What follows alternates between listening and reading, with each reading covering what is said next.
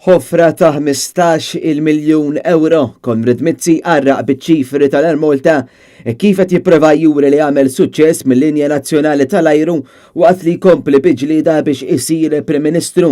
Sorsi informati fih dan il-Gvern Soċjalista kixfu ma' il-moment kif il-Ministru għat-Turiżmu Konrad Mizzi kellu argument sħun u jaħraq ma' sieħbu l-Ministru Joe Mizzi li taħt id-dekasteru tiegħu ta' Elena Malta.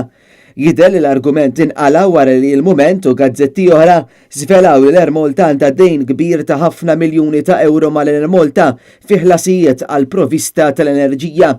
Wara ġranet ta' stennija bombardjat bil-mistoqsijiet, il-Ministru Konrad Mizzi kellu jċedi għal pressjoni u jammetti li l-Air Malta għandha dan id-dejn.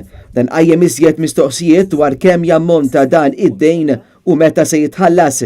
Il-Mument żvelat li biex ħabba li minn telf ta' 31 miljun l-Air Malta għamlet profit ta' 1.2 miljun euro. Il-Ministru Konrad Mizzi ra iżda li jibqa' ma jitħallas kont ta' 15 miljun euro li kellu jitħallas mill-Air Malta sabiex il-kodba tal-kumpanija jidhru tajbin. Kien propju dwar dan li Joe Mizzi, il-Ministru tal-Enerġija, omos u kellu argument ma' sieħbu Konrad Mizzi bil-Ministru tat-Turiżmu ifittex refuġju f'ta' Kastilja.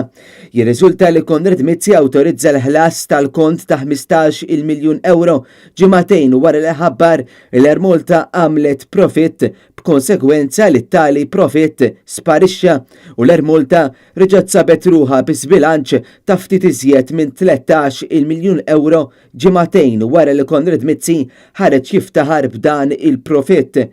Il-Mument fakkret li Konrad Mizzi qed jiġi imputtat minn Kastilja biex isir Prim Ministru biex jibni l-immaġini tiegħu mill-ġdid wara l-iskandli kbar li sapruħu fihom Konrad Mizzi kemm bil-Panama Papers kif ukoll bil-kuntratti skandalużi bħal tal-Vitals, l-Università Ġordaniża u issa bl-aħħar wieħed tal-Korintja issa tefa' ħarstu fuq l-Air Malta.